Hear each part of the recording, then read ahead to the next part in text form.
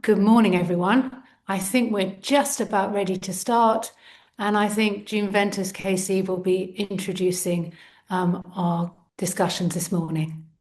Good morning, everyone. I'm June Venters. Can I say very much welcome to all of you? I'm going to very quickly introduce, first of all, who we are, and secondly, to give you a very quick overview of how we are going to present this talk this morning.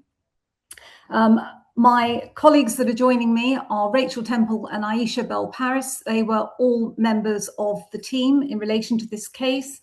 And before I leave them, I want to first of all just pay credit to the exceptional work that they provided in relation to this case. And I also just wish to mention that we had one other person, Toria Holland, also on our team, who was also phenomenal. And of course, our instructing solicitor, Laura Coyle.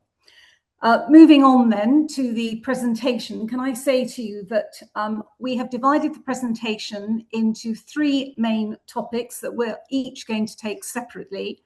We're going to deal, first of all, with a brief outline of the facts of the case. Secondly, I'm going to deal with the key issues that we think arise from this and focus on two legal issues. There are many more I can tell you, but that's what we have time to focus on. And then Rachel is going to conclude in relation to the presentation by looking at the lessons that we believe have been learned from this case.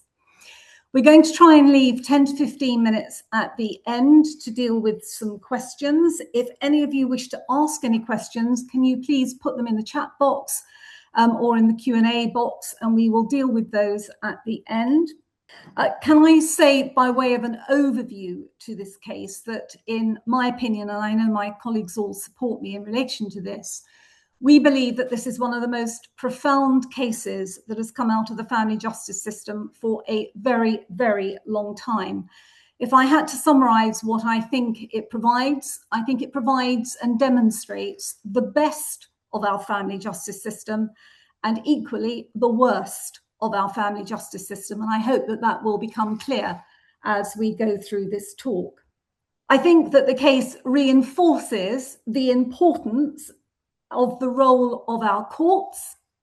And I think it also reinforces the importance of the role of our lawyers in the family justice system.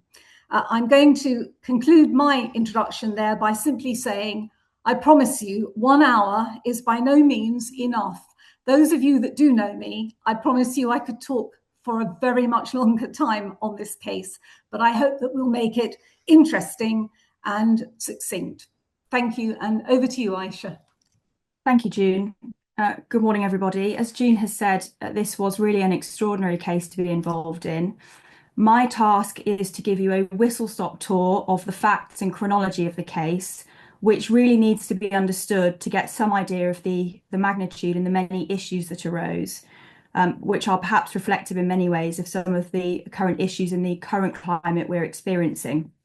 So RE is a case which took the best part of 5 years and 2 sets of proceedings to get to a fact-finding hearing, which ultimately took place before Mrs. Justice Henke from October 2024. It was a fact-find hearing that lasted for about 4 weeks, which I believe may be the longest, or certainly the longest reported fact-finding hearing in a private law case. The parties had 3 children, C, who was 17, D, who very tragically committed suicide aged 14 during the proceedings, and E, who was 10 at the time of the fact-finding hearing and the only subject child by that point. It involves what Mrs. Justice Henke described as 2 competing narratives which spanned from 2006 to the present day.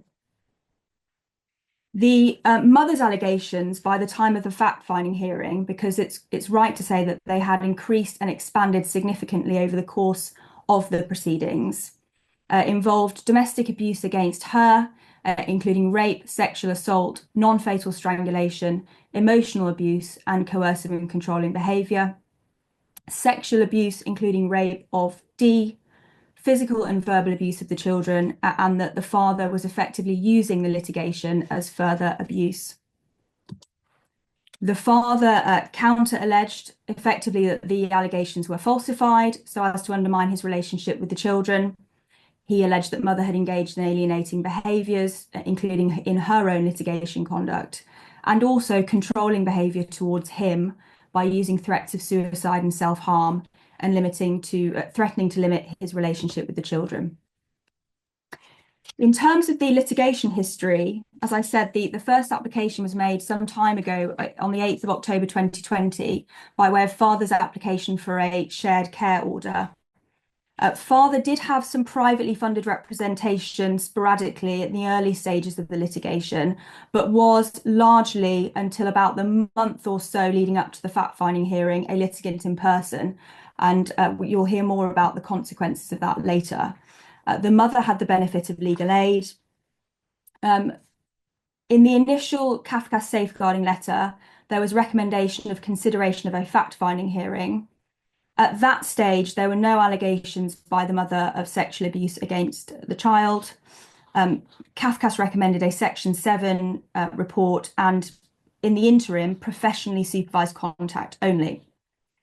At the for Hedra, the Deputy District Judge made a spends time with order for father to have 5 nights out of 14, and the court effectively kicked the issue off of whether there should be a fact-finding hearing to the next hearing. And so by October of 2021, which is 1 year later on, there is still no decision about a fact-finding hearing. In the meantime, D begins to see a psychotherapist who is instructed solely by the mother. D had been self-harming and had suicidal ideation. And following on from that, the mother made allegations to the police in June of 2022 that D had made allegations of sexual abuse against father, both to mother and to her counsellor. And arising from that, the mother issued a C2 seeking to that the father had no contact with any of the children. The police were involved and the allegations were later repeated during the child's ABE interview. Now, this is perhaps the most remarkable point of the chronology, is that the proceedings having come this far and following those allegations being made, on the 15th of June 2022, a district judge made a final order for the children to live with their mother and no contact, whether direct or indirect, for any of the children with their father. The court effectively taking the view that risk assessments could take place outside of proceedings. And effectively, the court didn't need to grapple with the facts or get to the bottom of the issues. The father was not represented. He had tried to seek an adjournment, which was refused. The court left it to the older children to decide independently whether they wanted to see father. Now, perhaps unsurprisingly, the court found that this final order was unsatisfactory, which you might consider as perhaps rather an understatement. It was a final decision made without any findings of fact, and it simply left the allegations hanging. And Mrs. Justice Henke found that leaving the decisions to D and C unintentionally placed pressure on them. So those proceedings had concluded. There was no further action taken by the police in respect of D's allegations, and the risk assessment concludes that contact should take place, and there was insufficient evidence to conclude that father was a sexual risk to the children, bearing in mind that that risk assessment took place while no facts had been found. The father made his second application on the 16th of February 2023, and again, there was a recommendation for a fact-finding hearing, which subsequently was listed and agreed by the court. There were a number of different case management hearings and decisions. A guardian was appointed. The case ended up being allocated to a circuit judge with a Section 9 ticket in the High Court. And there was consideration of re-W assessments, which never ultimately took place, as very sadly, D committed suicide in late 2023. The substantive proceedings following D's passing were adjourned. And on the 12th of January 2024, there was another extraordinary and very sad event in this case, in that there was a telephone hearing out of hours before Francis J, which arose out of the mother's application to prevent the father and paternal family being able to hold a separate or indeed any funeral for Dee, which had previously been agreed in correspondence. And ultimately the mother was successful. Mrs. Justice Henke was very deprecating of the matter in which the application was made, the press having been informed of the application before the father, who was not represented, and found that that was an infringement of his Article 6 rights. And again, that's one of the key issues which will be touched upon later. So the fact-finding hearing finally commenced on the 7th of October 2024. The father, as I say, had been legally had been unrepresented. He was able to obtain exceptional public funding on the 17th of December, following a case management hearing before the President having taken place, whereby it was recited that it was absolutely necessary that he was provided with public funding, given the issues in the case. And as I say, that was granted on the 19th of September. There had been some pro bono representation by Freeman solicitors, but for a very short time. And in a case involving over, I think it was around 10,000 pages, all in all, it was a very short window of time indeed for everybody to get up to speed with the case prior to the fact-finding hearing. In terms of the outcome, none of the mother's findings were made out and father was effectively exonerated. The court found that the children were subjected to severe alienating behaviours by the mother, and that C and D's resistance and reluctance to see the father was not justified, but as a result of mother's behaviours. And the father was found to be the victim of emotional abuse by the mother. The court found that the mother had come to believe her own narrative and was continuing to develop it. There was evidence that the mother had sought to influence the children's narrative, but not to the extent of deliberately manufacturing the sexual abuse allegations, the court having found that effectively the children were directly impacted by the mother's own liability and distress, and that D's behaviours reflected the mother's, and that there was a correlation between the making of the allegations and the date of significant court hearings. And then finally, there was, following the fact-finding hearing, a subsequent appeal brought by the psychotherapist Amy Dover, who had worked with Dee prior to her passing. The court had been very critical of the psychotherapist in the judgment, and the appeal was in relation to the court's decision to name Ms. Dover. And as you've probably worked out, that was unsuccessful appeal, and the court decided that she should continue to be named. So that is a very quick whistle-stop tour and in a nutshell of a 123-page judgment, but hopefully to provide some background and context to the issues that you'll now hear about. So I will pass over to Rachel to deal with those. In fact, it's going to be me, Ayesha. So I'm going to deal with no worries. I'm going to deal with the 4 key issues arising from the case. And as I say, there are many key issues, but these are the ones that we felt would be good to explore in this presentation. The first is the Court of Appeal judgment, findings and naming of a professional was upheld. Secondly, the out of hours order in relation to the Article 6 breach and the father's inability to attend his daughter's funeral. There are then the other 2 issues, which I'm afraid rumble on constantly in the family justice system at the moment, and that relates to fact-finding hearings and the need to pursue applications for the finding of fact hearings in appropriate cases, of course, and properly funded resources are a necessity because relying on exceptional goodwill places unfair pressure on both clients and legal representatives. So the narrative summary of the 2 key issues essentially are these. The case raises 2 distinct legal issues worthy of mention. The first relates to the Court of Appeal upholding the findings made at the original hearings against the professional witness and the decision to name her. And the second, as I say, relates to the urgent out of hours application, which was granted, which in practice infringed the father's Article 6 rights and prevented him from attending his daughter's funeral. And I'd like to look at both of those issues in turn. So the first key issue relates to the Court of Appeal judgment, and we've given you the citation there. It's a significant Court of Appeal decision on witness anonymity and transparency. It concerns a psychotherapist who the Court of Appeal said should be named. Her name is Miss Dover. And ultimately, the appeal centred on procedural fairness, Article 8 and professional criticism. The permission to appeal was ultimately refused. The case background in relation to this issue is that these were Children Act proceedings involving the child's father, mother, and children through a 16.4 guardian. The psychotherapist was involved with the child outside of the proceedings and had been commissioned by the mother.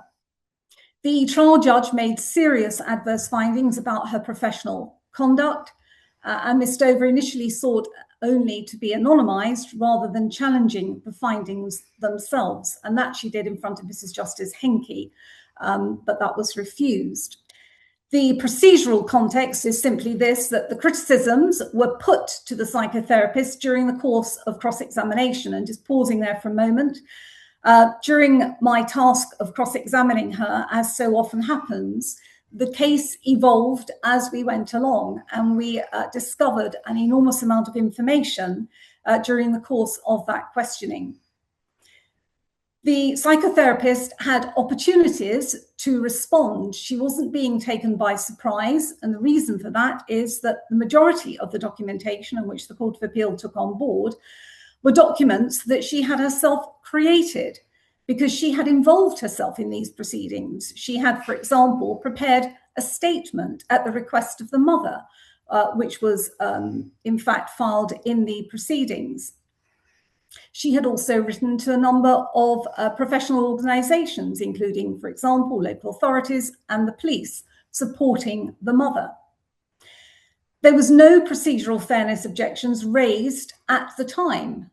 And dare I say, because in fairness, she knew what was coming because they were documents she'd written herself in the main. There was also significant delay in seeking permission to appeal on her part. The grounds of appeal that were advanced on her behalf were firstly procedural fairness, comparing Article 6 with Re W. And just to remind everyone of Re W, that was the case where the judge, if I can say, went slightly off-piste because he made findings that nobody had actually sought or indeed had questioned the witness about. And of course, that is completely different to the case that we have now in this case. Alleged lack of notice of potential findings just simply didn't apply in our case. Merits challenge, well, the judge allegedly treated the case like a disciplinary process, it was alleged. Article 8, privacy rights, naming her caused disproportional reputational harm. And finally, chilling effect, because it was alleged that there would be a fear resonating among professionals that would deter professionals and experts from family court work. And needless to say, none of those grounds were upheld. The Court of Appeal findings in summary was that permission to appeal was refused. There was no procedural unfairness. Criticisms were signposted and addressed in evidence. There was a delay in appealing, which was unjustified. There was a transparency presumption that was upheld, and there are limited circumstances for anonymising witnesses. So looking at transparency versus privacy, open justice is the default position. Article 8 rights are engaged but are not determinative. The professional's conduct influenced the judge's decision, so transparency supports publishing the judgment, and naming professionals may be necessary for accountability. Witnesses and criticism, well, witnesses rarely succeed on appeal unless criticisms were not put to them or there was genuine procedural ambush. So just pausing there, one of the things I would reinforce, and I know will come out of the lessons to be learned, I think, is essentially the importance of making sure you put your case fully to such witnesses. So, for example, if you are questioning a therapist who has been providing therapy to one of the parties, then just make sure that you leave none of the criticisms aside. You must put all of them to them, and they must be given an opportunity to respond. So, for example, if it is a situation that you're putting a criticism to them that they haven't been able to properly consider, then I would suggest it's incumbent on the person asking the question to ensure, if the judge, of course, hasn't already intervened, that they don't need some time to perhaps consider what it is that you're handing to them and whether they want to take any form of advice. That's really important. Here, criticisms were explored in cross-examination. There was a failure to object at trial, which undermined the appeal. A point of learning, it was through having the child's therapeutic notes that we were able to fairly cross-examine the witness about her failings and put those points to her at trial. Applications need to be made for all relevant information, even where the court and other parties may be reluctant to provide that evidence. Now, I've put that there and I've underlined it because I'm sure those of us who appear in courts on a daily basis often find enormous resistance to a request for disclosure of, for example, therapeutic notes, be they of the child or indeed the party, the adult party. And very often, dare I say, it will be the children's guardian that will be resisting such disclosure on the grounds of Article 8. But Article 8, as we've seen in relation to the Court of Appeal decision, has to be balanced alongside Article 6. And if those notes are material and relevant, then you must pursue them. I suppose the question that follows from that is, yes, but supposing they're still refused, and indeed they often are, depending on the circumstances, there may not be time to submit an appeal, case management appeal. Just make sure during the course of the trial that you explore everything that you need to explore. And if there are any gaps that you have been unable to explore because of the absence of those notes, then in my view, flag that up as a potential appeal point, because that may come in later. Limits of appellate intervention.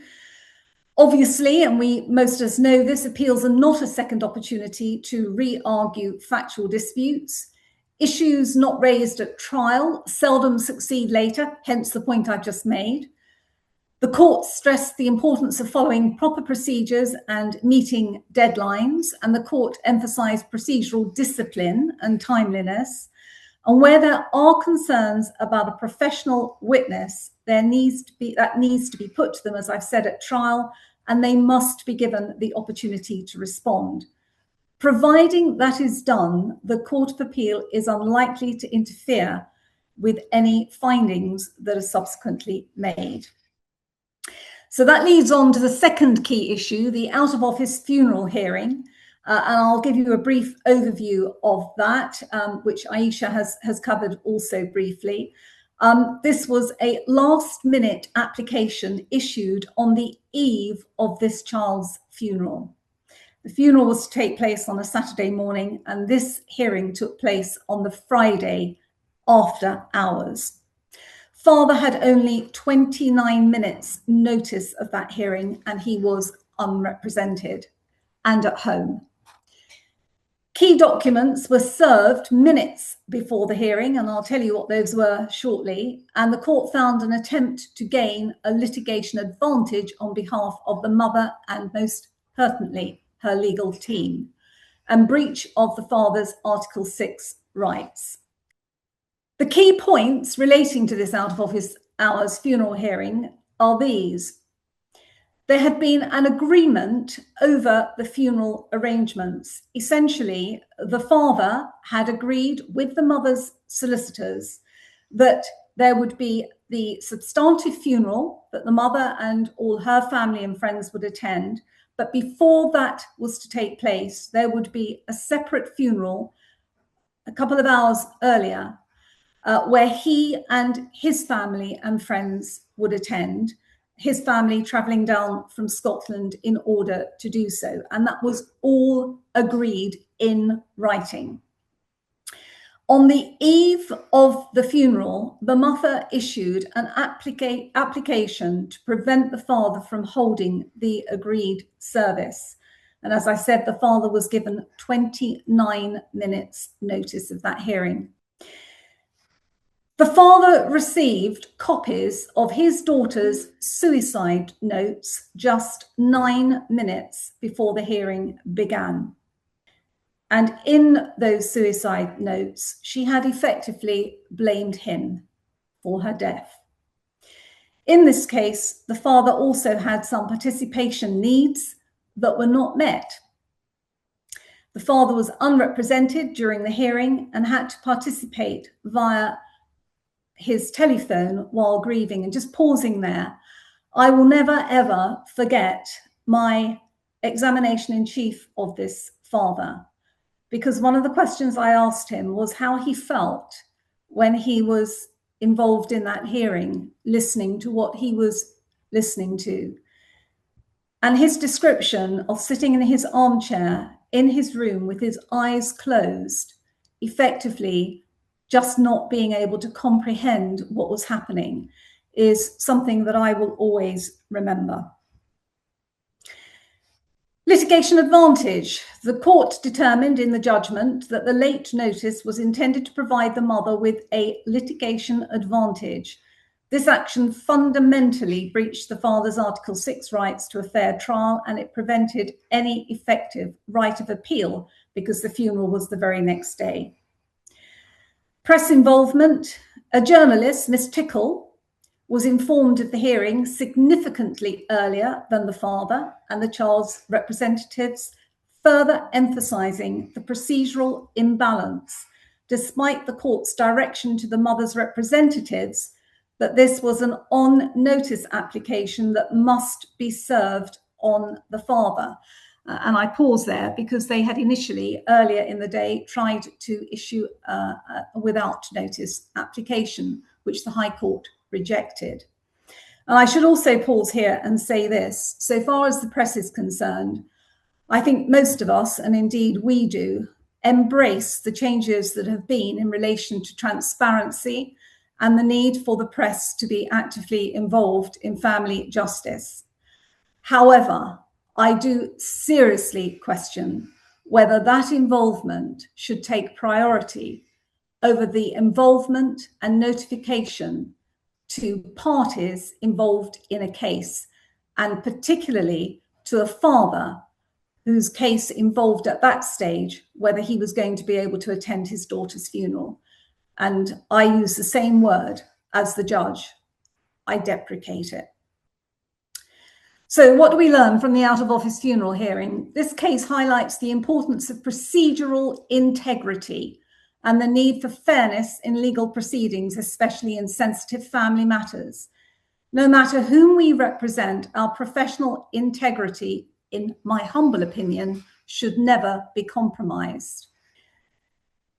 I take this opportunity to remind all of us of the Barristers' Code of Conduct. The obligation to act with integrity is central to these duties, requiring us to prioritise the administration of justice over all other interests, including those of our client.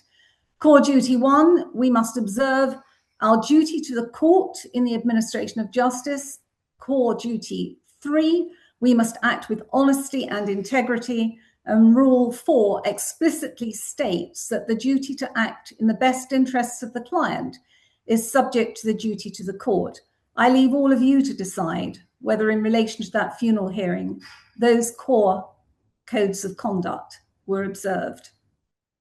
I'm now going to hand over to Rachel Temple, who I should say, without her help in relation to this case, I'm absolutely clear we wouldn't have achieved the outcome we did. Rachel, over to you. Thank you, that's very kind. Trying to deal now with some of the lessons that June and I think emerged from this case. And as June said, there were many important legal points we haven't had a chance to address, and it's the same with lessons emerging. Key points that I think for my part were emerging and very important. Where you get a case and the evidence indicates that a fact-finding hearing is needed, then it's really important to get your applications into the court, setting out the law, setting out your reasons, and explaining why you say that process is necessary. I think it's fairly common at the bar now to find that judges can be more reluctant to list fact-finding hearings. They are long, they can delay proceedings, and I think we all need to be very on the ball to work out when they are necessary and really be prepared to persuade a judge about the need for that. Arising from that need is proper disclosure as well. And you will have heard from Ayesha, I think we had about 10,000 pages in this case. It is absolutely pivotal to understanding where a case is going and really what case you're putting. We had disclosure that spanned across the police, schools, local authorities, obviously the lay parties, and the forensic process of putting that together was enormous. So at the same time as you are focusing on your applications to the court for fact-finding hearings, I think the other lesson that emerges is to be very alive to disclosure, what you need, why you need it, and to be making those applications. And you will have heard June talking about some of the more complicated ones, like for the provision of therapeutic notes. But these are all the things that are going to prepare you for any fact find, and especially the sort of long and complex ones that we had in Re. This was a case where we were representing the father and we've already been through the findings. I think the point that emerges from this is you have to listen to your instructions and look at your evidence and approach cases from the point of neutrality and follow where that evidence takes you. It's clear that domestic abuse affects individuals of all genders, and we all have to put aside assumptions about perpetrators and victims based on gender that can lead to bias. It is exceptionally important that we look at these cases with an open mind and we look at the evidence we have. And again, that goes past us as lawyers when we're representing our clients. The professionals, courts, the public must avoid defaulting to stereotypes that assume fathers are perpetrators and mothers are victims. Ultimately, what we're trying to do here is get to the truth so that we protect the vulnerable children who are involved in these cases. And it is obvious that falling into stereotypes can stand in the way of that. Following on from that, it's obvious that a thorough investigation into allegations of domestic abuse is essential to uncover truth and ensure justice, and that fact-finding hearings provide a critical foundation for determining the future welfare of children, which is the paramount concern. Looking at this case, there was clearly no other way that this court was going to be able to determine the right outcome for the subject child without this very complicated forensic process. And it was. And we looked at everything. That, I think, in my view, and I'm sure June's view, remains the gold standard, and that where you have complicated cases, different parties giving conflicting, contradictory accounts, really the only route to the truth is to have a fact-finding hearing, approach it very forensically, and lay all that evidence out for the judge. Anything else runs the risk of not getting to the truth and therefore potential longer-term risk to the child at welfare. And again, following on with this is really bringing together all of the things I've said: avoiding bias, having a forensic approach, gathering your evidence. If things are taken at face value without that proper process, there really are risks of the court coming to the wrong conclusions long term. This was a case where it was absolutely critical that professionals and the courts, and frankly everyone involved, maintained a level of curiosity, avoided preconceived narratives, and really attempted to understand the true dynamics of this family, and obviously all families who come before the family courts. The need to explore in forensic detail the allegations and narratives provided by children was very clearly demonstrated in this case. and I think is clear from the judgment. We must listen to children. We have to, but we also must take care to look at all of the evidence that surrounds their accounts, to explore it, and make sure, frankly, we're trying to get the best outcomes for them. I think, again, this follows on. You have to ensure that parties have an equal access to justice and resources. Procedural shortcuts and bias can lead to flawed outcomes. And obviously the most important point, that if we don't get this stage, the fact-finding right, you are not setting up the welfare in the right way, and that is not the right outcome for children. This is a point I think that Ayesha has already touched upon in her outline to you at the beginning of this talk. It cannot be clearer that in complicated cases like this, proper legal representation is a requirement for all parties. As has been set out, in this case, the father was assisted for a significant period of time by fantastic pro bono solicitor, Laura Coyle, who was absolutely phenomenal and did an extraordinary amount of work.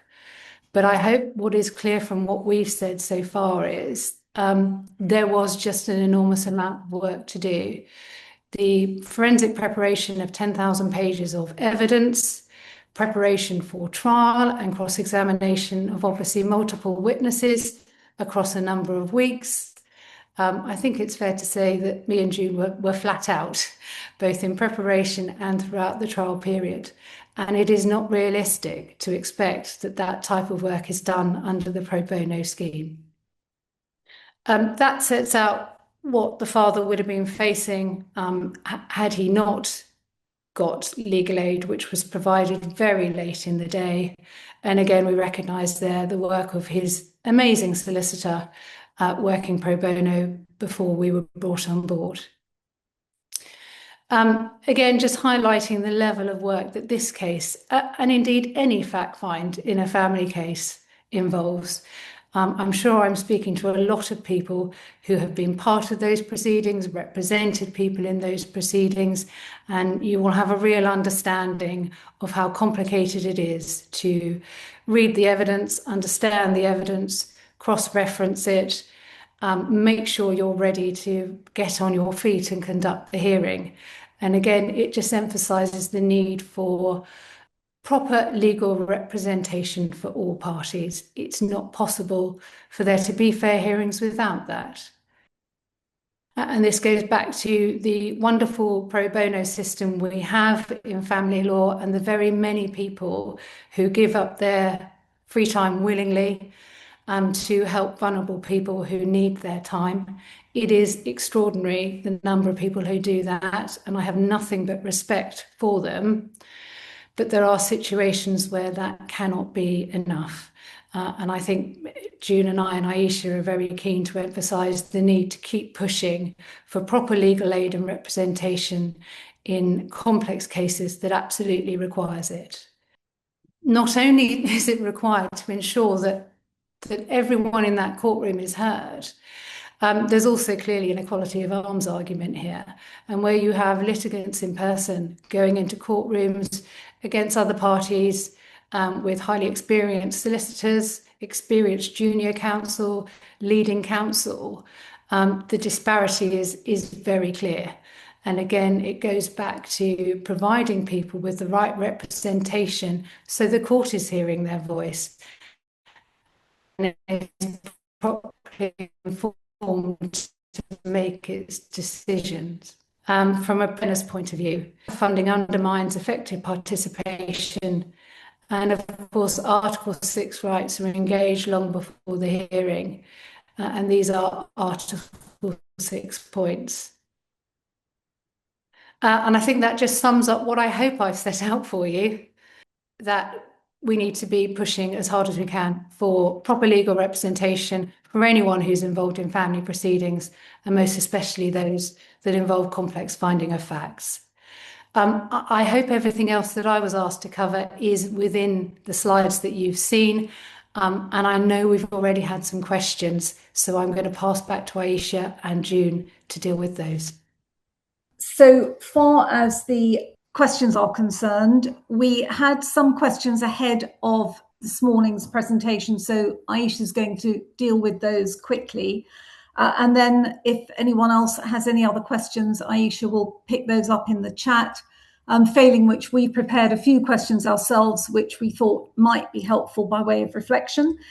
Can I also say that in some of the messages we've had, we are being asked for advice, which of course we can't give, but we will be very, very happy to deal with that separately via email after the presentation. So I don't want anyone that's in that category to think we're ignoring them, but we just can't obviously deal with advice in the session.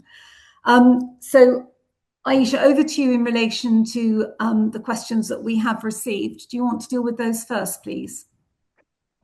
Yes, the first question was, how can someone who cannot afford legal representation prepare a bundle for fact finding?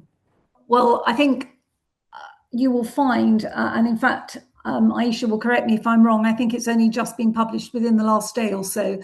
There is a new practice direction. I'm going to make a comment about it very, very briefly. The practice direction deals with how litigants in person can prepare court bundles, and it effectively talks through the procedure that has to be followed. I got rather excited when I first read an overview of the practice direction, because I thought, this is the dangers of relying on AI, I thought reading that in fact we've made some progress in relation to it not always falling to legally represented parties to have to take on the burden of preparing the bundle. Sadly, when I actually went to the source of the material, which of course you always have to do if you're looking at AI, that's not what the practice direction says at all. And it just reinstates that if there is a legal representative involved, then ultimately that party is the party that has to prepare the bundle in the majority of cases. I should say what I would like to see is a little bit of discretion, because, and I don't know if this resonates with anybody, but I have found in my experience that on occasions, of course not the majority, but on occasions, some litigants in persons are very highly intelligent, professionally qualified. They have both the means and the ability to instruct lawyers, but choose not to do so, but then rely on all the legwork being undertaken by the legally aided, which is often the case, party on the other side. And so I would very much like to have seen a bit of discretion, but I'm afraid the practice direction doesn't seem to provide for that. So that's the answer to that question. Ayesha, the next one, please. Is it becoming more difficult to prove? And when this happens, is it kinder to let things be? So I think that's a reference to alienating behaviours. Is it getting more difficult to prove? It very much depends which judge, unfortunately, you're appearing in front of at the moment. I understand from very reliable source that the message is not from on high, that there should be no fact-finding hearings and that they should be limited to 10 days. Unfortunately, that is not the experience a lot of us are finding, because a lot of judges are seemingly doing their best to avoid fact-finding hearings at all costs and limiting them to under 10 days. Because, of course, if they go beyond 10 days, the fees structure improves. And that, it seems to me, to be something that judges appear to be taking into consideration. But if I'm wrong, then of course I apologise. Ultimately, the answer is it is getting difficult, but should we let it be? No, absolutely not. All of us, I would hope, that's entered this profession, and certainly in the family justice system, did so because we are committed to family justice, operative word being justice. And at the end of the day, I feel very, very strongly, and have done for many, many years, having been involved in so many different cases, that there are very many private law disputes where, unfortunately, children are being extremely emotionally abused. And for them not to be prioritised as we prioritise care proceedings always seems to be wrong. ultimately, I say we have to continue to persevere. We have to bear in mind, and of course, the Court of Appeal cases in recent years make it absolutely clear that we have to be pursuing allegations that go directly to welfare, because that is what the case is about. It's not about trying to deal with arguing and warring parents about who did what and who said what. But if it impacts on the welfare of the children, then yes, you must continue to pursue this with vigour. And my view is appeal every decision that you believe to be inherently wrong. Should the court adjourn a fact find pending a criminal trial if the trial is listed some 6 to 9 months ahead? If so, what should they consider? The answer to that is, and again, we have this a lot in relation to criminal proceedings and family proceedings. Ultimately, if the criminal trial is going to take place within a reasonable period of time and before family proceedings, then it may well be inappropriate to hold a fact-finding hearing. But given the statistics, and having sat for a number of years in the Crown Court, it isn't getting any easier, despite what is being reported in the press. Trials are being more and more delayed and being listed 2 years in advance. So in the majority of cases, I say fact-finding hearings have to go first, and ultimately we shouldn't be delaying them. I completely agree with that. And I think also it's difficult to persuade judges to wait because of the deadlines within the family justice system. So I think almost inevitably you are having your fact-finding first. Next, a question about how this case impacts and influences how women survivors who face cross allegations from their abusers are supported. The question is asked with empathy and acknowledgement that domestic abuse can occur across gender. However, it still remains that the vast majority of victims are still women. Absolutely right. Statistically, they are. And there is absolutely nothing that we are saying that should be seen as undermining that. The point that I am making is we should be dealing with victims and not gender. Ultimately, of course, we have to support victims. I and all of us completely support the harm report, the Domestic Abuse Act, the participation measures that are now in place. But we do need to recognise that, unfortunately, domestic abuse crosses all genders.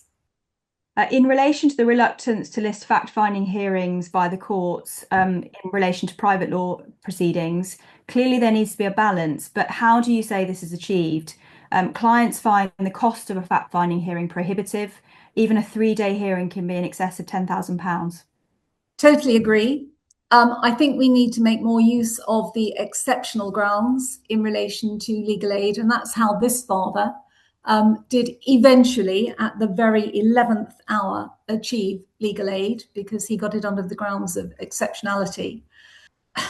Dare I say, I have crusaded for years, and I continue to do so, that there needs to be a parity, there needs to be equality, and there needs to be more investment. I know that that falls on deaf ears, doesn't stop me moaning about it, and it doesn't stop me trying to change the rules. We need to have a fair system, and both parties should be legally represented. So far as costs are concerned, yes, they are prohibitive at times. The answer to that is, and I know that most of us, and I'm not speaking just for myself by any stretch, most of us go far beyond what the actual cost of any case is. But ultimately, we have to be funded some way and somehow. Is this case an example of how parents use fact findings as an abusive process to damage the child-parent relationship? Well, that comes down to litigation abuse. And yes, I'm sure it does in some cases, but isn't that our role to, in fact, investigate that issue? And if it is an issue, put it on the table and get a finding. Somebody's asked, I'm curious as to why the children's voices throughout this protracted case were not explored, assessed and understood by an impartial specialist. They were. Kafkas got it spot on in this case.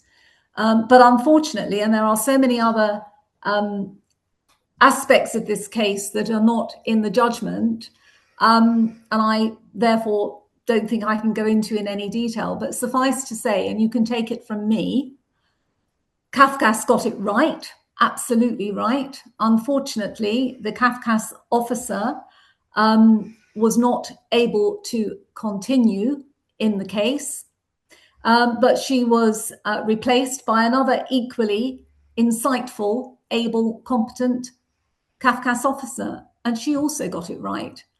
But having said all of that, and I think some of you will be aware, there is a recent case that has come out of the Court of Appeal that I commend you all to, which is Re Y. It's a case, it's not an appeal, but it's from the High Court, and it's the President's case. What he has said in that case resonates with this case, putting Cafcass to one side, and that is that there was a systemic failure in that case over a period of, I believe it was 5 to 7 years, just as there was in this case. And let me assure you, in this case, there was a failure, and I say this with no shame, on the part of a number of organisations, including a local authority who had been urged by the President to issue care proceedings and refused to do so. There was a failure by a number of professionals.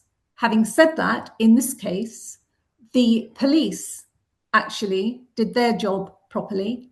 And as I say, so did Cafcass, but there were other failings.